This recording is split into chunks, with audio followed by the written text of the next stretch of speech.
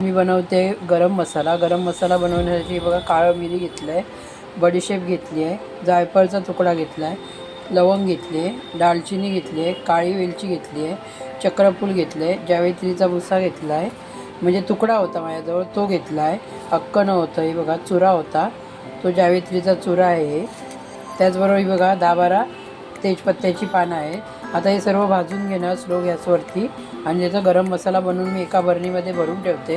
हा आपल्याला चिकन बनवतो त्यावेळी किंवा काळ्या वाटाण्याची उसळ किंवा काही बनवतो गरम म्हणजे कोलंबी वगैरे त्यावेळी हे घालायला मिळतो, आपल्याला वापरायला मिळतो, त्यासाठी मी हा बनवते.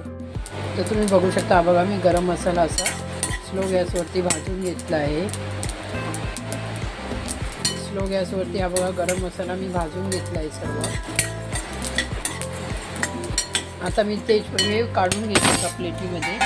त्यानंतर मी तेजपत्ता भाजून घेते. हे बघा